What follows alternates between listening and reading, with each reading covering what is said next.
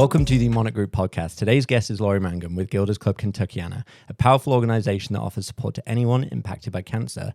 Laurie and the team at Gilda's Club bring heart, energy, and deep purpose to the work they do, helping the people of our community feel seen, supported, and never alone in their journey. I'm honored to have Laurie on today. How are you doing? Thanks for having me, Alex. No, it's a pleasure. It's a pleasure. You're so great and doing an awesome job. I was like, I got to have you in because I know it's just, you do a lot for the community and for Louisville. So I really wanted to have you on and just share your mission, Gilda's Club, and just there's so much of good stuff to share there. I'm excited to get into it. Good. I want to jump straight in and share about who you are, where your background is, and how you got into Gilda's Club. Sure. So I am from the Kentuckiana area. I grew up in Oldham County. So I'm sure since you've been here, you've probably heard people ask, where did you go to high school a million times? You might get a pass because of your accent. But the rest of us always get asked that question. And I don't pass that test because I did grow up in the county over in Oldham County.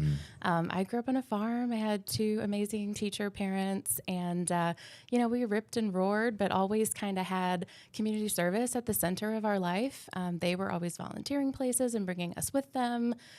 So it was not a surprise to anybody when I got into the nonprofit sector. I worked in youth justice and residential treatment for teens for a long time in mental health and residential care, that kind of thing, foster care, adoption, and so forth. And then while I was working at an amazing nonprofit here in town, Maryhurst, that provides young girls with that type of supportive service, I was diagnosed with cancer. And I had a lot of people try to give me wonderful advice, but the one thing that made the biggest difference in my life during my own cancer journey was our EAP program, our Employee Assistance Program at Maryhurst, included some mental health services. And you got, I will never forget this, 6 sessions per issue per year. And I'm like, I have no idea what that means. It's like, what are the separate issues? How deeply can we, get granular? And can I keep coming to him forever? Because it was great. But Tony, my counselor that I was randomly matched with, said, you're doing a great job taking care of other people's feelings about you being sick, but who's taking care of yours? And he said, there's this place, and it's called Gilda's Club, and it's just a community. People just all have cancer in common, and that in and of itself, belonging, right? It's powerful. It's not a club you ever want to be part of, but once you're kind of in for life, and they get that there. So just go check it out. And I resisted because I was just determined to do this by myself. And I had a great support system and I didn't need a support group. But not just Tony, other people in my life kept popping up and recommending Gilda's Club. And eventually I caved. And I went to our original home on Baxter Avenue, mostly because I just wanted them to stop pestering me about it. But it was just transformative. I remember walking through the door on Baxter, and at that particular point in my journey, I was fairly disfigured. I'd had a lot of surgery, and it was all in my head, and we were kind of in the middle of some reconstruction. And so, everywhere I went, people just kind of stared and whispered, and even had people like pull their kids away from me, like, what does she have kind of thing, because it wasn't obvious that it was cancer. And when I walked into Gilda's Club, everybody just made eye contact. Did it take you by surprise at first? You're like, whoa, whoa. Gosh. I'm like, what is with this place? Like, this feels really, really good, but I'm so not used to it that it kind of blew my mind. And I got a little addicted to it, right? Like, this is my only safe place. This is the only place that I can go where I don't have to explain everything over and over and over. Nobody gives me the sad eyes, right? Because we're all in the same boat. We just get each other and we can sit down and do art or music or nutrition or exercise or whatever it might be and never even say the C word if we don't want to, unless you're like in a support group and that's the whole conversation. But other than that, it was just community. It was just people who get it. And it was just intoxicating. I just loved it so much. And it just really made a huge difference for me and my parents. And then I started volunteering. They did too after I graduated from support group. And now here we are almost 6 years into being a full-time staff member. So full circle, I guess. I'm sure your counselor, Tony, did you say it was? I'm sure he was like, see, I told you this whole time and now look at you working there. And I wish I could tell him. I really do. I don't know where he is now. That practice is no longer in the Medical Arts Building on Eastern Parkway, but Man, Tony, if you're out there, dude, thank you. He's going to be sat there watching. It's like, I told her. I Oh, tried to tell her. so good. So good. Now I try to tell other people, like, don't put it off. Don't try to do it alone. Like, just get into it. Just find community. You need it. Mm-hmm. There's so much to unpack there. And one thing that doesn't surprise me is that you were told that you were taking care of other people before yourself. Like knowing you for, I've only known you for a year and a half now. I've been with the A-People, but it does not surprise me. I mean, you're just such a caring person that didn't shock me at all that you would do that. How many nonprofits were you with before Gilda's Club? Because it sounded like a lot. How many different ones were there? Yeah, let's see. I went to graduate school in New Orleans, Louisiana, and so I did nonprofit work there, mostly with the homeless population and then in mental health. Being an area that has a lot of major natural disasters, PTSD is pretty prevalent. And so I worked in a mental health clinic there and then with their Coalition for the Homeless. And then when I moved back to Kentucky, I landed actually in Eastern Kentucky at first. And so I was in Moorhead. And I worked there with a faith-based nonprofit that did a lot of diverse community services and kind of helped coordinate people between other nonprofits just to get everything that they needed met. So the domestic violence place, the Coalition for the Homeless, again, that really is a soft spot for me. And then when I made my way back to Louisville, I worked at Maryhurst, but then, of course, got involved at Gilda's. And now, I know I'm kind of a crazy person. I work at Gilda's. My whole life is nonprofit. I am on the board of St. Joe's Children's Home on Frankfort Avenue and the Coalition for the Homeless here. And then I do a lot of work with other women that are passionate about the community through the Junior League of Louisville. That's awesome. That's a great story. And there's a ton of places that you're obviously volunteering at. I feel like if people want to volunteer, they need to come and speak to you because it sounds like you've got your fingers about every. Yeah. Yes, and I didn't even mention because it's so roped into my Gilda world. Camp Quality Kentuckiana. It's one of our partners, and I do a lot with them. They are an incredible pediatric cancer summer camp. Because kids should not get cancer, but they do. And it takes away a lot of their childhood. And so this is just like one of those magical weeks where they get to just be kids. And we have a full medical staff. So their nurses from the unit at Norton 7 West T-Monk unit are there. And so they're getting care from the same people they're used to seeing. And they can just, be on a zip line, even if they have a port. And that's okay. And it's really unique and really special. Yeah, I think you've alluded to it a few times. I think a lot of the greatness about Gilda's and some of the communities that you're in is that people can come and just be themselves. Yeah. It's never like that with a tag, it's just themselves. Yeah, there's no qualifier. Just come as you are. Yeah, and it's great. And like you said, nobody asks any questions when they're there. Like I've been to a lot of Gilda's events now, and it's just great because everyone's just there like having a great time and just hanging out and just, whether it's food, whether it's hanging out in the game room, it's just people are just themselves and having fun. You can feel it in the air, like a weight is lifted almost. It's just like they're just there. It's like they don't have to think about anything else, just what's going on here, which is such a great feeling. I love being a part of it. It really is. And you can see it too. Like sometimes you can see like people walk through the front door. And I see it most often at Grinstead where I spend the most time. But I can see people walk through the door and it's like a pressure release valve. It's like somebody just pressed a button and whatever they were carrying in just left at the door. And they get to just be taken care of for a little while. Instead of having to just, be on at work or, just deal with the constant questioning and the constant, people mean well. Yeah. But a lot of times in their well-meaning questions and offers and things like that, they're really just adding to the weight that you carry. And you don't have to worry about that there. Yeah, and that's another thing about the actual place of Gilda is that it's so nice. Like that is a beautiful, beautiful building. I don't know who you all had designed that, but it is beautiful. Hey, I got to give a shameless plug to Bittner's because they're amazing. We just went to them and we're like, we want this to be the kind of place where people feel like they are getting the best because they deserve the best. But we don't want it to feel like a hospital and we want it to feel like home, but it's still a business. So can you give us like cozy furniture that's, super tough and is going to handle the wear and tear of hundreds of bodies every week? And they delivered and they've continued to deliver at all of our locations. You can walk in to Gilda's West in West Louisville or Gilda's Floyd in New Albany or Gilda's Clark in Jeffersonville and the rooms feel the same.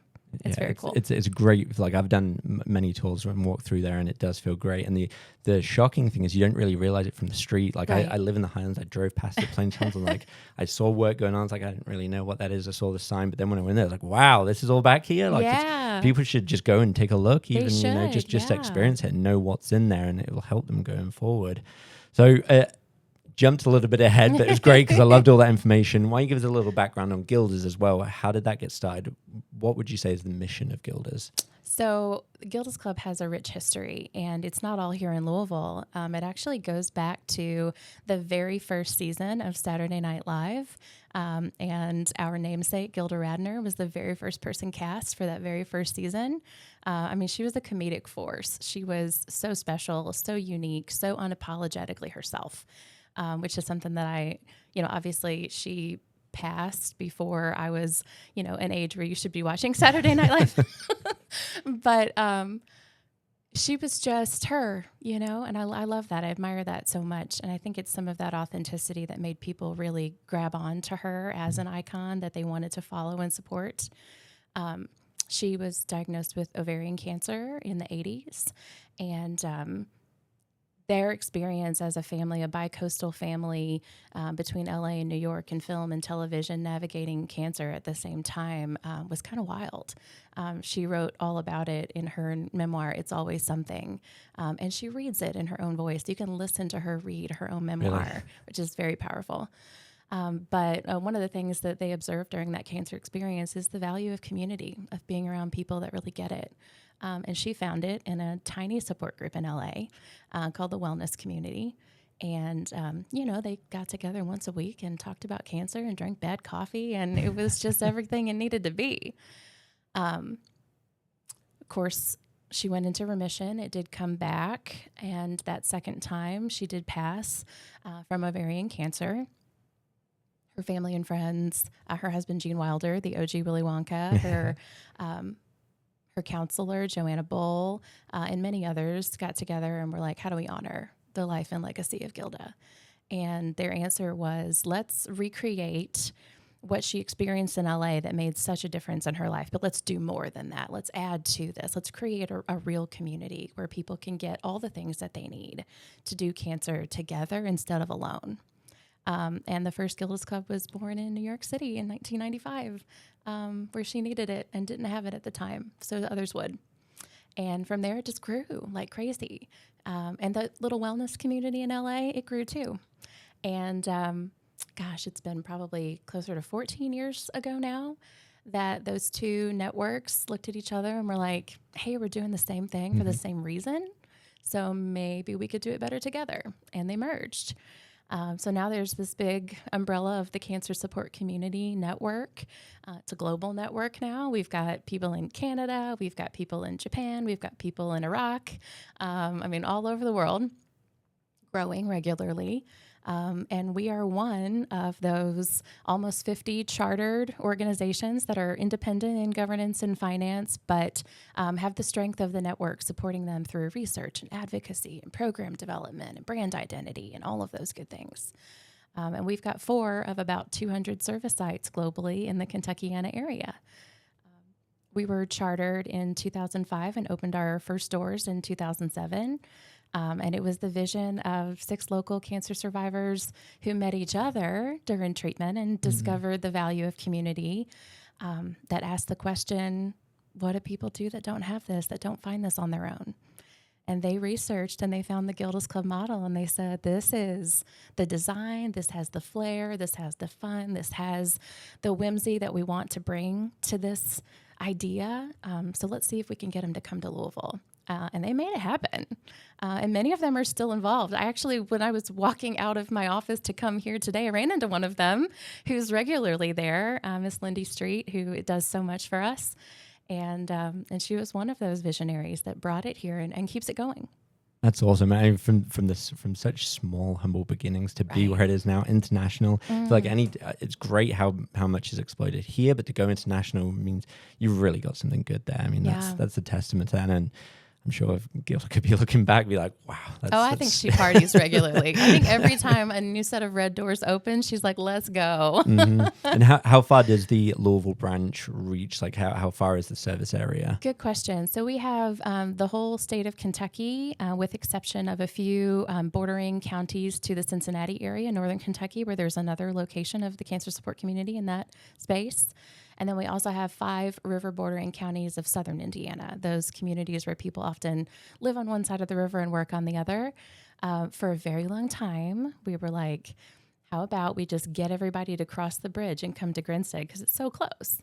But that Ohio Ocean, man, people don't want to cross it. It's such a small drive, but it feels so far. I know. I don't know what it is. Crazy. It is. So we just need to meet people where they are. So we just open places over there. And same thing for West Louisville, just make it accessible where people need it. Mm-hmm. That's our growth model, meet people where they are. That's like that positive stubbornness that's like, fine, we'll come to you. Right, yeah. Like, we tried. We will help you. We tried the other way. We needed to be proven that we needed to go. Sometimes it's if you build it, they will come. And sometimes it's you got to take it to them. And have the people come now that... Yeah, so things are really growing. There's a regular support group happening at Gilda's Floyd. There are so many really wonderful special events at Gilda's Clark. It's on a farm setting, like several 100-acre farm. And there's a farmhouse that we rent that's ours only. And then there's kind of an adjacent barn venue. Think like barn wedding vibes, but not for weddings, for Gilda fun. And so we do all kinds of like festival-ish type gatherings out there for the seasons and wellness events and family-focused events. It's really special. And how many families or people are you Gilda's helping at the moment? What's your Good question. Last year in 2024, we served just under 4,000 unique individuals, and that represented tens of thousands of visits to programs. So somebody might come once and get everything they needed, but somebody might come several times a week. And so they're counted as a unique individual, but then their visits accumulate beyond that. We track both of those things. That's a huge number. I mean, that's phenomenal, but I know it's not the full number though, which I know is part of the mission We're for Gilda. We're scratching the surface. Yeah, which is crazy. Now, a lot of people are going through cancer. Obviously, they go through the medical treatment, which is obviously super important. I don't think people recognize the mental aspect and the social aspect that is also such a huge thing, which Gilda is trying to work on. How does Gilda approach that? Yeah, so the big fancy medical terminology for what we do is psychosocial care.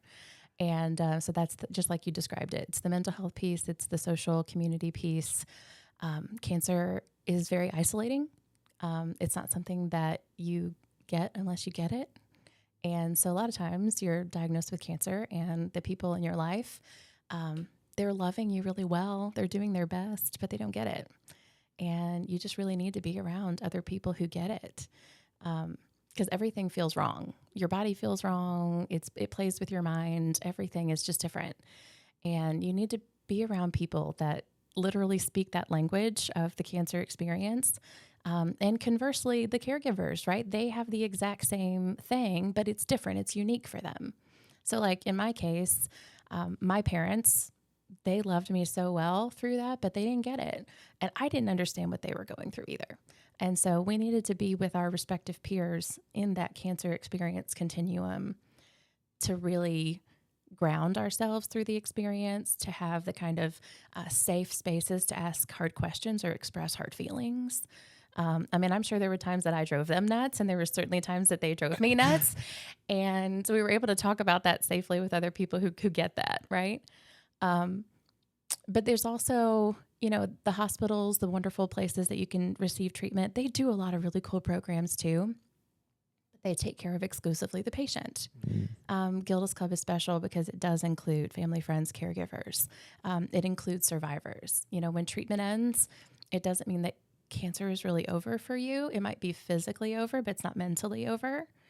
Like, for example, if I get a headache that lasts more than a couple days, which is not uncommon in the Ohio River Valley where none of us can breathe, I freak out a little. And I need to go back to okay, I got to ground myself through this. So survivors need Gilda's Club. Heaven forbid you have a cancer-related loss in your life. you need to be around other people who get that and understand how much you need to talk about it, you know? And so we take care of it's the whole family. It's every age, it's every stage, it's every type of cancer. It's all gender identities. We have about 20 to 25% each year of our participants that are children. Not necessarily always the patient, sometimes living with an adult or having a loss of their own, but even a safe space for kids to process that and learn to wrap their minds around how this impacts their life. It's everything that a hospital doesn't do. And that's a big piece of the pie.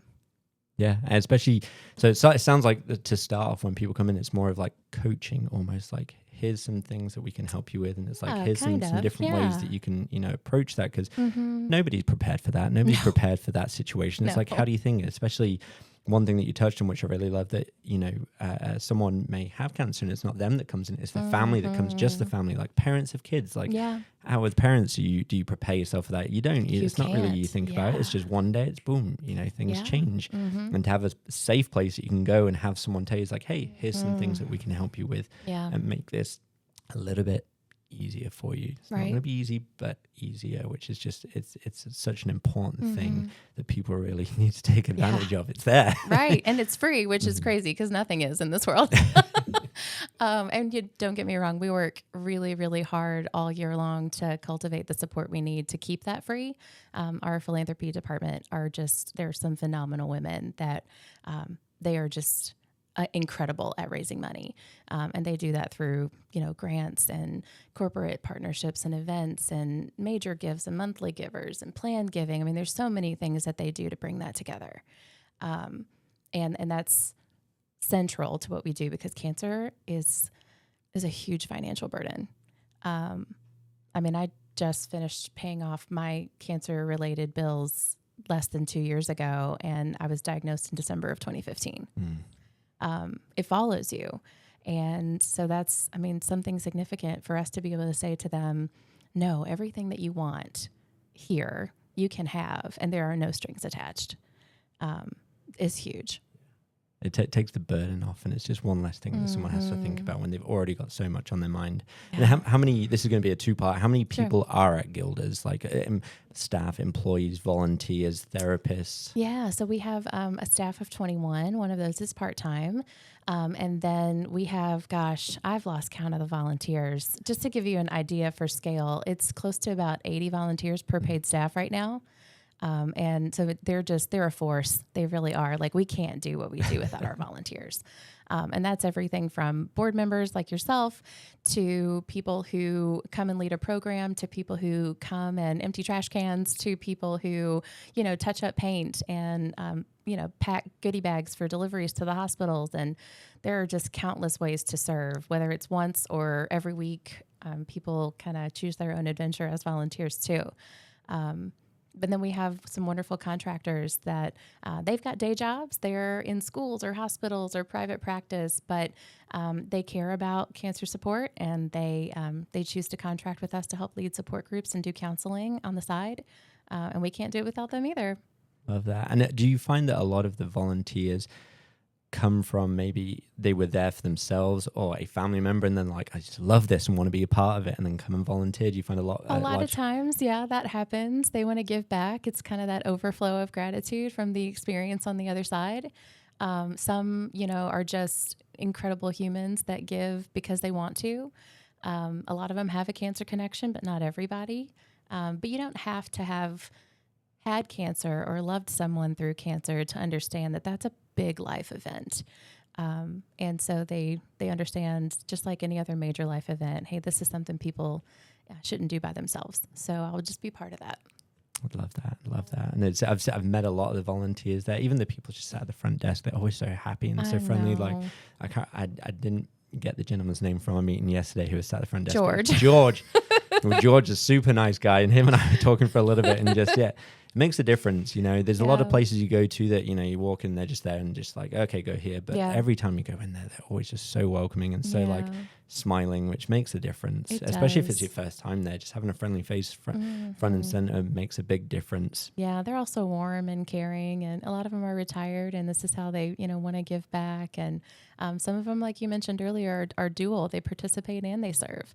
But they're amazing. We love them. Makes a difference. It really does. And going back to the fundraising and how Gilda stays open and is able to provide such amazing support, what are the main ways that Gilda is funded? Yeah, so we have what's called a purely philanthropic model. And so that basically just means that we don't have state and federal funding, although we are the recent recipients of a grant from the Kentucky Pediatric Cancer Research Trust Fund, which is a wonderful initiative within state government. It's kind of under government, but it's separate from as well.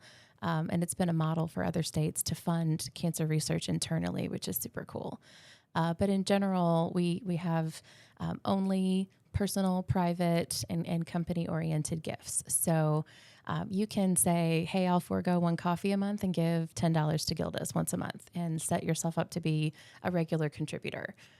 Those type of folks, they're the bread and butter, right? They keep lights on because that's what we can count on every single month. We have other people that always make an annual gift.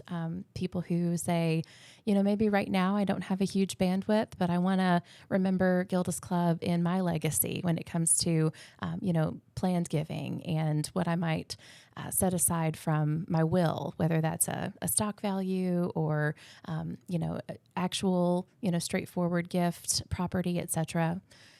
We have people who, you know, they do major gifts, 5,000 and higher. They want to make, you know, again, leave a legacy. And so we are always cultivating new major givers like that.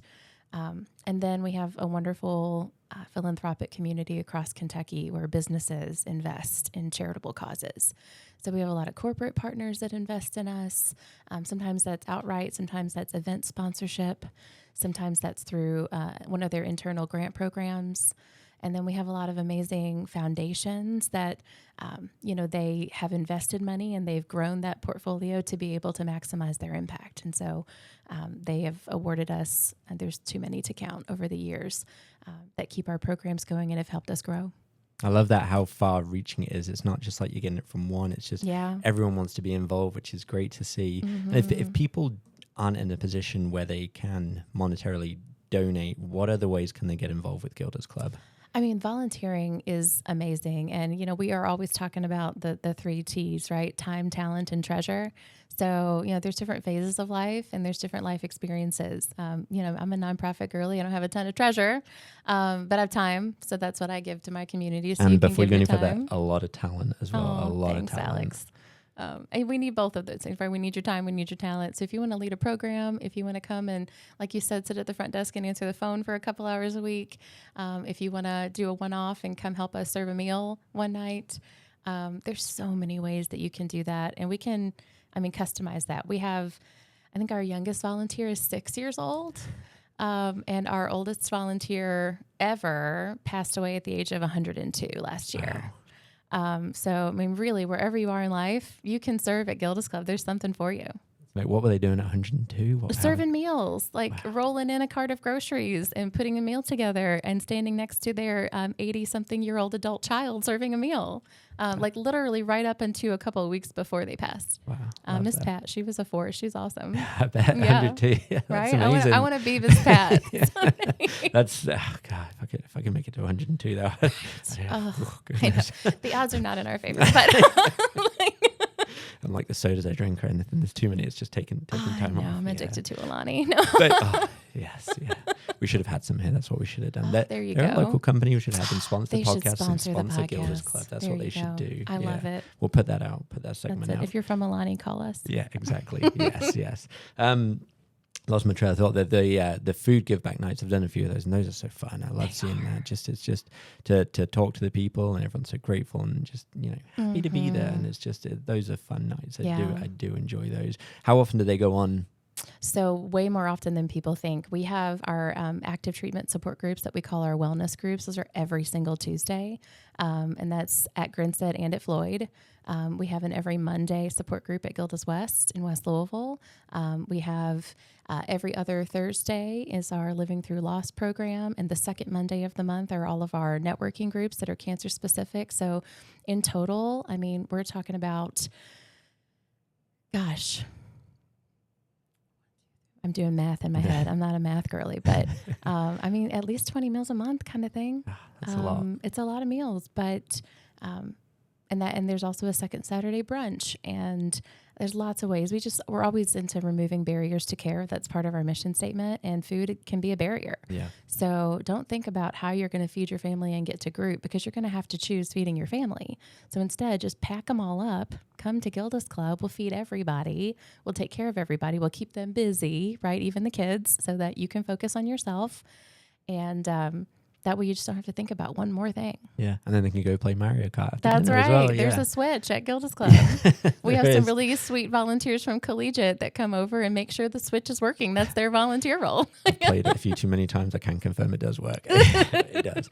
And that I'm sure for some people, like maybe in their minds, just coming to Gilda's Club might be a bit high pressure, but something as low pressure as a dinner could be a great intro. It's like, just come have some food, see the facilities, and then that could be their gateway into coming in more of a long-term sort of scenario. Yeah, it's definitely true that jumping right into a support group is something that not everybody feels comfortable doing. I mean, you're asking for kind of big vulnerability right off the bat. So we do have a lot of people that kind of flirt with other programs before they dive in all the way. And, you know, part of our vision is like we're meeting people where they are, and we're giving them what they want and what they need. And those are not always aligned, right? What you think you want and what you think you need are not always the same. And sometimes it takes a while for those to level out and be the same. Like for me, I didn't want to go, but I needed to go. And it took me, you know, getting over myself and just walking in the doors for me to realize that that what I needed, that I also wanted, and I just hadn't been able to figure that out yet or articulate it. Another shout out to Tony there. Yes, go Tony. And the very first person I met at Gilda's Club, I have to shout out Mary Gatton. She's retired now. She was one of our social workers who was on staff for ages, and she was that first person that I met inside Gilda's. And I mean, she literally never looked at the giant bumps coming out of my head at that moment, and I kept waiting. Like I would like change my angle. Like you're not gonna look at it. Do you see this? Do you see? And she just never did. It was just like the least interesting thing about me, and I loved that so much. That's such a rewarding feeling, I'm sure, at the time. Yeah. And then being in Louisville, and you mentioned a lot of it comes from funding and donations. How does Louisville show up for Gilda's Club? So many ways. Like, so you're on our associate board. We're planning our annual signature event, Wigs, at Play on October the 9th, 6 to 9 p.m. Check it out. But even just getting ready for that event, like we have a lovely media liaison, Carrie Schoaf, and she just, you know, casts a wide net, reaches out to Louisville media, and at no charge to us, I have 5 media bookings already to talk about Gilda's and to share about this event, so we can get as many people supporting it as possible, so that we can, you know, make as much as we can, so that we can put that directly back into program for people. So things like that, where the media is always just like, oh yeah, for sure, we'll talk about Gilda's. Like, absolutely. And it's not just us, right? They show up for the nonprofit community in general. People just always answering a call. Like we can email a group of volunteers with a last minute meal house closure, and somebody will step up and either say, hey, I'm having something catered. You can go pick it up. I can't be there to serve, but I'll take care of dinner. Or, oh yeah, I can grab a few people together and we'll come serve that meal. Oh, you need help setting up for an event at 7 a.m. on a Saturday? Sure, no problem. People rise to the occasion because, you know, cancer, it doesn't care where you're from, how much money you make. It doesn't care. It's everywhere. And you're hard pressed to find somebody that doesn't have some kind of cancer connection, be it themselves or a family friend, loved one. And everybody can align with that need. Everybody can rally for that because it's so common and so familiar. I love that with Louisville. I mean, it is a great city, and It is. things like that make it so much better. That Yeah. it is community focused and in many different ways. Because I mean, you've worked for a lot, but there's many different nonprofits, like you said. And And they're awesome. they all seem to be doing well, which is great. That's what we want from our city. Yeah. Now, quick question on Louisville, which I always ask anyone that comes on: favorite place to go eat? Oh my gosh, that is really hard. What meal? Because I That's a good have question. breakfast, lunch, and dinner favorites or drinks. Okay, we'll go with breakfast and dinner. Okay. You can make brunch and dinner, because Okay. that's Brunchy dinner. Okay. I mean, it's a Louisville classic. I really love the cafe in Paristown. Like, they have a all times of day menu, and I'm a sucker for their chicken salad, but their breakfast food is awesome too. And then you get to go and shop at Louisville Stoneware while you're there, and there's all kinds of fun Louisville things in there. And then one of my favorite chefs in the city is Dallas McGarity. He's at the Fat Lamb. Okay. It's right on the corner of Bardstown and Grinstead. And I mean, it's such delicious food. Like, I genuinely think about his braised short rib all the time. I'm like, I wonder if I can get at a table there tonight. Like, Is that where you're going to go to after this now that you've talked about it? Maybe. I'm thinking about it. He's also like the only chef that's ever gotten me to eat and enjoy beets. It's, I don't know, the Dallas magic. And he won Chopped. So he's a James Beard Award winner. Like, it doesn't get much better. I see that place. I've never been. Like, I've seen it. It's So now I'm going to have to add it to my list. I've always thought it looks great. I've seen great reviews, but I've never actually been. So I'm going to have to add that to my and list. he's incredibly generous. He and his staff have given in so many countless ways to Gilda's over the years. And he is a regular chef that comes in and does a special event called Dynamic Duos. So we're talking about a top shelf meal at no charge to our members, served by volunteer servers in a private dining room by couple. And that couple can be best friends. It can be a romantic partnership. It can be mother-daughter, father-son, brother-sister, whatever. Whatever your dynamic duo is, you can have this private dining experience with a multi-course meal from a Chopped winning chef in Louisville. And he gives so generously. It makes me want to send everybody to his restaurant and patron regularly. So Yeah, it's that full circle of, yes, that's well, I will add those to my list for sure. Back to Gilda's, do you have like a story or one thing that comes to mind that really just shares the Gilda's story and mission and just something that really stands out to you? Gosh, too many to even count. But so this happened just a couple of weeks ago. I live in the Germantown area, and so I was at the Goss Avenue Kroger. And I have so much Gilda paraphernalia, so many T-shirts, so many things. Sometimes I put one on, I don't even realize that I'm wearing it. And I had our Gilda Radner fan club T-shirt on. It's one of our newest swag designs. And I was in the frozen food aisle, and this is silly, but I like to keep Uncrustables in my fridge, just like a super easy, quick. You go from Fat Lamb to Uncrustables. The swing is great. So I was like looking at Uncrustables, like debating on what flavor I was going to buy. And this lady goes, Gilda's. And I was like, okay. And I just turned around, and she just went in for the hug. Like, she didn't know if I worked there. She didn't know if I was a volunteer there. I just had Gilda's Club stuff on, and that brought her so much joy that she just hugged a stranger. And then after the fact, I found out that she had attended support groups after the passing of her husband at our original location, even before I'd been a member. So we didn't even overlap. We'd never met before. But that many years later, she still had such an just overflow of joy for what she got at Gilda's Club, for the community that she found, for what it did for her, that she would just erupt in the frozen food aisle and hug a stranger. And that happens, not that exact thing, but things like that happen all the time. And it just shows that it's not just an activity. It's not just a club. It's not just purely social. It really meets a need that is almost indescribable unless you're experiencing it. And once you've gotten that need met, it's everything. I mean, that'll stick with you for life. I mean, I'm sure that the friends, the people, just the feelings that you go through. I mean, it's clearly stuck with you that you're now employed there. It's happened to me in airports all over the country. I was flying back from Florida and sat down next to a guy who was on his way to Louisville to celebrate with a past student that he had coached that just finished treatment. And they knew about Gilda's Club, and they had gone to Gilda's Club. And he was like, I was wearing something with a logo on it. And he was like, Gilda's Club, I know what that is. Thank you. I'm going right now to see this young adult that's just finished treatment. And they've been to your space. They've been to support groups. Just crazy. Yeah, that's it. I love that story. That's good. That's great. The hug.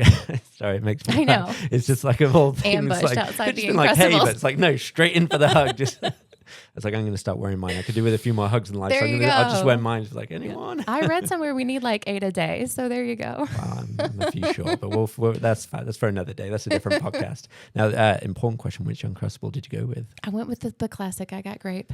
Yeah. It's a good choice. It's a good choice. They're always a good choice. They have a chocolate one, don't they? They have all kinds. Yeah. They have like raspberry and strawberry. I mean, They're so good. Those Welch's people, they're wild. Yeah, they crushed it with that. It's very good. Now, if someone's going through, or they found out they've got cancer, or they've started going through treatment, outside of that, what do you recommend is their next step? I mean, first and foremost, just don't disqualify yourself. I've had and I was one of them, but I had so many people who've like, oh, well, mine's not so bad. Like, that should be for people that have it really bad. And there's just no such thing as not bad. There's no good cancer, So even if it's like the best of the bad situation, you deserve support. You deserve community. And just try, just open your mind to the possibility of it adding value to your life. And just come. You can hop on our website. It's just 3 letters. It's so easy. It's just gck.org. And you can peruse, the 190 plus programs we offer a month, in person or online, and see what interests you and try it out. There is an onboarding process if you want to participate in support groups or in counseling, because those are mental health services. But other than that, it's open registration. We'd love everybody to go through that process just so we can get to know you. And like you said earlier, kind of coach you through what you might enjoy based on everything we offer. But you can just get on the website and choose to come to yoga one morning. You can choose to come to Tai Chi or come to a cooking class or come to something and just experiment with our community. Just see if it fits you. I've never met somebody that said they came to Gilda's Club and was like, no, not for me. So odds are you're going to get hooked, and then it's going to become part of your life that you'll really love having. I think there's a few important things that you said just then and then over this conversation is that people deserve it. Mm-hmm. I think that's important. Just letting people know that it's not, like you said, it's for anyone. Yeah. And then you've also said that it's meeting people where they're at. Yeah. So I think that's important as well. That people, like you said, people don't. It's not just a yes or no. It's a scale. It's whatever you need. Gilda's has it. Yeah. So I love that. And then for the address, if people wanted to come by, where's the location? So we have 4. The largest of our service sites, both by square footage and volume of people served, is on Grinstead Drive in the Highlands, right next door to Louisville Collegiate School, across from Cave Hill. So that's 2440 Grinstead Drive. That's where the largest volume of programming is offered. We also are inside the Republic Bank Foundation YMCA at 17th and Broadway in West Louisville. You walk in the main door, go up the big blue stairs, and we're the first suite on your right. And then in New Albany, we're at 13th and Oak, there in New Albany, inside of the Cardinal Ritter Birthplace Foundation. And shout out to them too. They're this lovely nonprofit incubator type space that gives people the opportunity to grow out of their space into the community by offering, very reasonable rents to get started so that you can grow. And then shout out to our board member, Sharon Kleinert, who has opened that farmhouse on Pleasant Run Farm in Jeffersonville for us to found Gilda's Clark and have a more retreat type setting. That's the one of our 4 locations that you're not going to stumble upon. You can't run into it by accident. You have to be going on purpose. But if you see something on the calendar at Gilda's Clark, I highly recommend checking it out. It is so serene. There's cows. I mean, it's so much fun. You have to be happy around cows right. as well. That's just, like you're every just time outside. You're like nature. Yeah. The main location on Gilda's, what are the hours for that people can go? So it kind of varies depending on the day of the week. Majority of the days of the week we're open from 9 a.m. until about 8 p.m. Wow. and sometimes 8:30. It depends on the type of program or the night of the week. We are closed at Grinstead on Wednesday nights, so we close at 5 on Wednesday, just so our staff have at least a day of the week where there's nothing going on in the evening. And same thing for Friday. We're generally not open after regular business hours on Friday. We're open the second Saturday of the month at Grinstead, and that the other locations have a variety of different Saturday offerings depending on the month. But yeah, in general, around 9 a.m. to about 8:30 p.m., you can find us at Grinstead. Yeah, and the main thing there is there's not really a time where you can't. Like, there's always something going on Truly, somewhere. yeah, you can drop in anytime too. You're always welcome to just pop by for a tour. Somebody from our team is going to happily step away from the computer and walk you around. If you're just curious to see inside, if you have a cancer connection and are contemplating exploring our services and programs, or if you want to volunteer and get a little preview ahead of an orientation event, drop in anytime. You don't have to schedule a tour. Awesome. Is it just in person? Do you offer anything online? We do offer a lot online. COVID in general was 0 out of 10 would not recommend a global pandemic. But we learned a lot. And one of the things we learned was that there are people we were missing because they just didn't feel like they could get out. They didn't even feel safe because of their, reduced immune system, or they just were physically not well enough to get out, or they were inpatient at the hospital, or maybe they lived just far enough outside of the metro area that it was unreasonable to drive in. And so starting that year of 2020 with the goal of having our first one and only virtual support group, when COVID hit, we pivoted and started offering almost everything we had previously over Zoom. And that taught us that we could and that we should. And so even though the majority of our program is not virtual, there's a lot that's hybrid, but a lot of it is in person now, about 80-20. That the virtual components that we've kept are connecting with people all over the state, from other states, even from abroad. They find us online and they get tapped into community virtually. So, yeah. And I hope some people go from the virtual to in person as well. Yeah, we have a lot of people that volley between the two, depending on how they're feeling or, where they are. Geographically, they're traveling, things like that. They can still tap into support group or counseling or other programs. And I love it that they can, kind of make it work wherever they are. Just breaking down barriers and just making it accessible There for you everyone, go. which is great. Yeah. The event coming up that you've mentioned, WIGS, when's that? So Thursday, October the 9th. Okay. So gosh, just a little less than a month away. That makes me a little nervous. No, it's going to be great. It's always awesome. It is such a fun night. There's food, beverages, live performance from the phenomenal Naomi Wayne. And then we'll get to hear from one of our young adult participants about their experience receiving support. And then, of course, because not only is it Gilda's Club, so we always go big, but it's also October, so that's spooky season. And that means that we want you to come decked out in not just a wig, but your best costume. We will take just a wig, and we'll have some for sale at the door. If you don't want to buy one, you can get one there. So we're going to make sure that you're all dressed up so we can have that wig contest, individual and group divisions, and get together and just have so much fun. What I love also about this event, I sometimes forget to say this, when everybody's wearing a wig, like that playing field is so level because like nobody can be othered. Nobody can be easily identified as a patient or not a patient or just a bunch of people with wigs on. It's just a bunch of people with wigs on having a blast. And it is electric. It's so much fun. Where can people get tickets to that? So we have a short link that you can access from our main website, or you can just go directly to it. It's just Gilda's with no apostrophe, GILDAS.club,